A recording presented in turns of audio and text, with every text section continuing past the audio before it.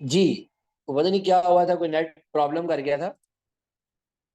तो मैं आपको इनका फिक्सचर समझा रहा था कि ये प्रोटीन्स जो हैं ये किस तरह से अपने आप को फिक्स कर रही होती हैं एक खास पोजीशन में, एक सर्टेन जगह पर, कि ये उससे आगे पीछे मूव नहीं करती। और उसका रीजन है इनके अमाइनो एसिड्स के हाइड्रोफोबिक और हाइड्रोफिलिक इंटरेक्शंस।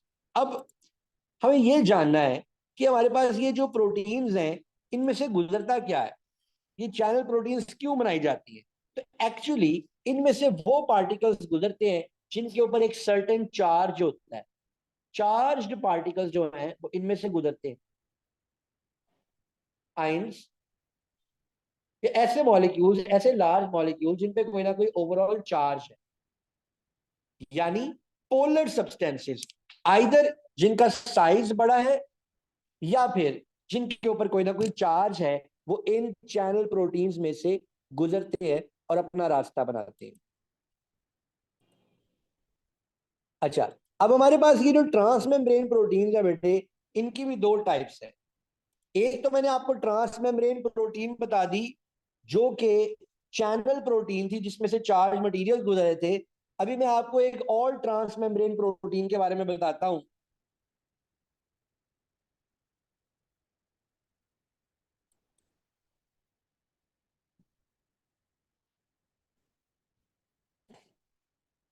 यहां पर ड्रॉ करते हैं साइड पे, ये लीजिए। ये अब जो मैं प्रोटीन बना रहा हूं, this is a carrier protein. ये एक कैरियर प्रोटीन है, बाकायदा तौर पे कैरी करती है किसी पार्टिकल को with the use of energy, और उसको थ्रो करती है अंदर, सेल के अंदर वाली साइड पर। और ये जो कैरियर प्रोटीन्स हैं ये ज्यादातर हमारे पास एक्टिव ट्रांसपोर्ट में काम आती है। ये कैरियर प्रोटीन्स हमारे पास ज्यादातर एक्टिव ट्रांसपोर्ट में काम आती हैं।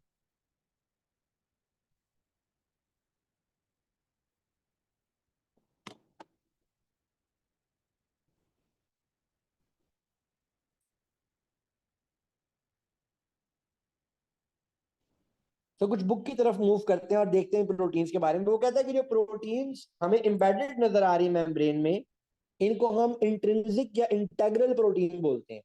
इंट्रिंसिक प्रोटीन इनर लेयर में भी हो सकती है, आउटर लेयर में भी हो सकती है, और पूरी की पूरी मेम्ब्रेन को स्पैन भी कर सकती हैं। अगर ये पूरी मेम्ब्रेन को स्पैन कर रही हैं तो हम इनको ट्रांस मेम्ब्रेन प्रोटीन कहते हैं। और ये बात थोड़ी सी इररिलेवेंट हमारे लिए, इंपॉर्टेंट नहीं है कि ट्रांस मेम्ब्रेन प्रोटीन के अंदर ये जो हेलिकल स्ट्रक्चर है ये कैसे अपना रोल प्ले कर रहे होते हैं। Let's forget about it. अभी आगे चलते हैं।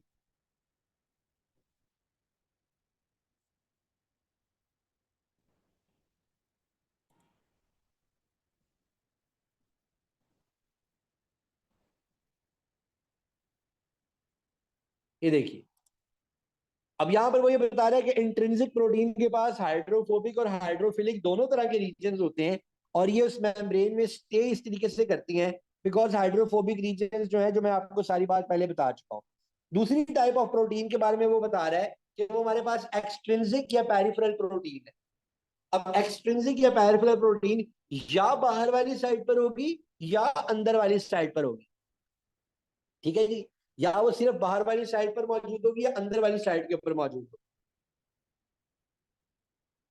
तो वो कहता है कि हमारे पास टोटल जो थिकनेस है हमारी मेम्ब्रेन की, वो ऑलमोस्ट अराउंड 7 नैनोमीटर तक होती है। राइट। तो ये हमने प्रोटीन्स के बारे में कुछ इंफॉर्मेशन हासिल की। अब हम लोग डायरेक्टली अपनी प्रोटीन्स के क्वेश्चंस की तरफ मूव करेंगे। ये देखिए आपके सामने एक बायलेयर है। इस बायलेयर में मैंने ये प्रोटीन बनाई।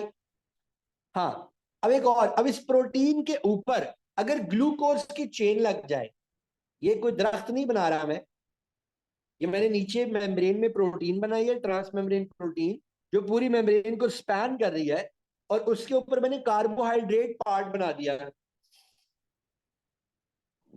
अब ये जो कार्बोहाइड्रेट पार्ट है, नीचे क्या है, प्रोटीन है, ऊपर जो पार्ट है वो क्या है, वो कार्बोहाइड्रेट पार्ट है। इस लिहाजा वो ग्लाइको है, नीचे प्रोटीन है, तो हम इस ओवरऑल स्ट्रक्चर को बोलेंगे it is a glyco protein. It is a glyco protein.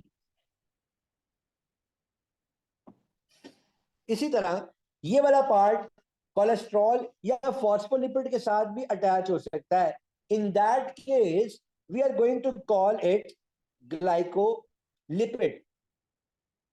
ये they are just like flags of the countries. They are actually antigens. ये पहचान होती है सेल की.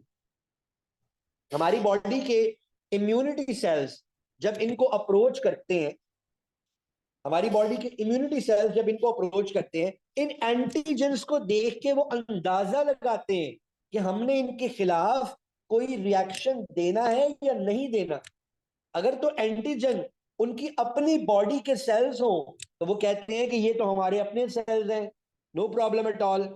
दे identify and consider them as self, as self. और अगर ये antigen पहचान में ना आ रहे हो, they call them non self. They call them non self. और उनके खिलाफ वो पूरा इम्यूनोलॉजिकल रिस्पॉन्स जो है वो जनरेट करवा देते हैं. Non self. So they have a very important role to play in recognition of the cell. They are also called conjugated molecules because they are joined. There are two types of molecules and they are joined together for a certain cause. एक और काम ये करते हैं, ये hydrogen bond करते हैं with the water surrounding them and they tend to stabilize the cell structure. वो सेल स्ट्रक्चर को स्टेबलाइज कर रहे होते हैं.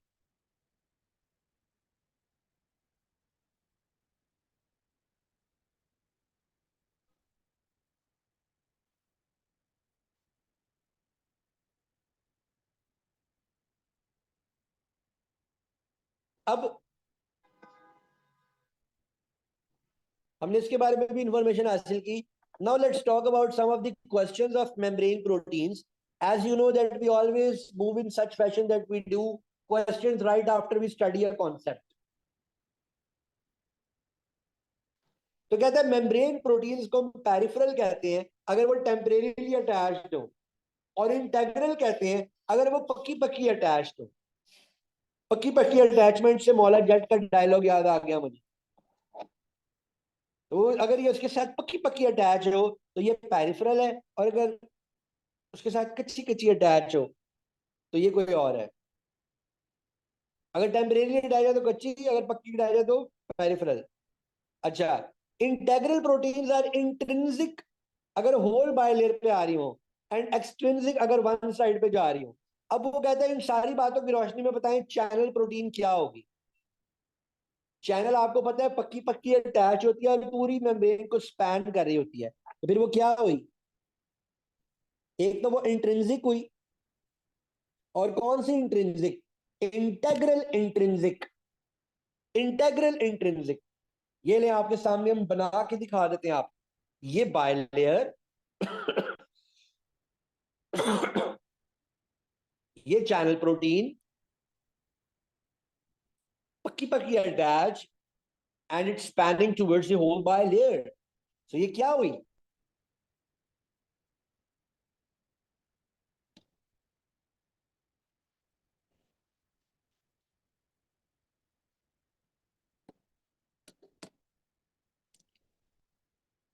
अगला क्वेश्चन देखिए. कहता है एक मेथड है जिसे हम बोलते हैं फ्रीज फ्रैक्चर. उससे सेल मेम्ब्रेन के स्ट्रक्चर को स्टडी किया गया. मेम्ब्रेन को इसमें फ्रीज किया जाता है और उसके बाद स्प्लिट डाउन कर लेते हैं इनटू द मिडल, और दो लेयर्स जो है वो उनको आपस में हम सेपरेट कर देते हैं फ्रॉम ईच अदर. कोई भी protein contained with in one layer remain in that layer. Protein which span the membrane can be found in either layer after freeze fracture depending upon the protein properties. ठीक हो गया जी. कहता है कौन सी statement about the results of freeze fracture studies are correct? बताएं जी.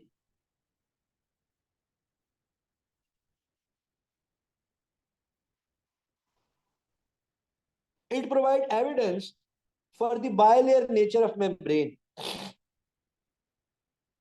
It provides evidence for the arrangement of proteins, and it shows that protein in the membrane do not contribute to its strength.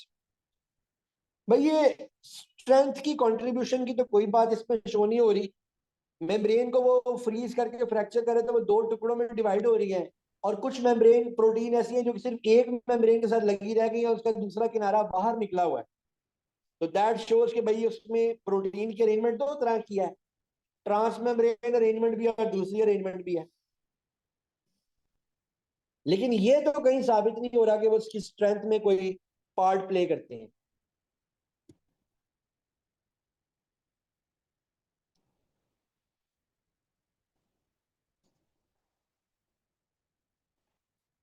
Next question देखते हैं।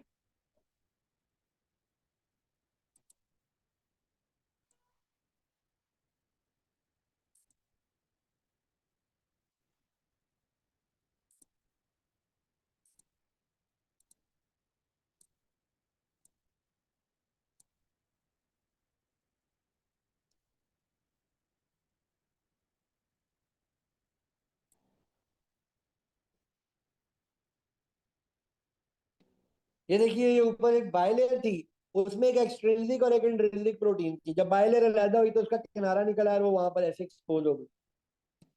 तो इस बात की रोशनी में इसका आंसर बनता है 1 and 2 ओनली।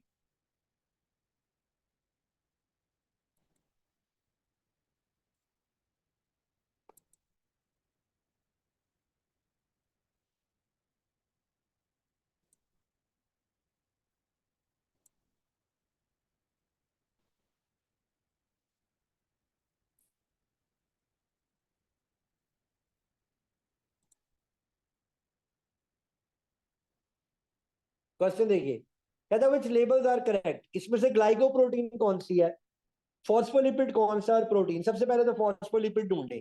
तो वाई फॉस्फोलिपिड है, ए और डी में से ऑप्शन बनेगी। अब ग्लाइकोप्रोटीन जी क्या है, जी तो खाली प्रोटीन है।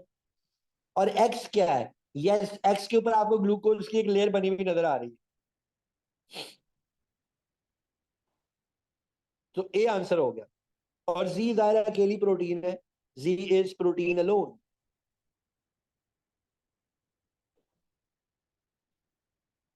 आगे चलते हैं।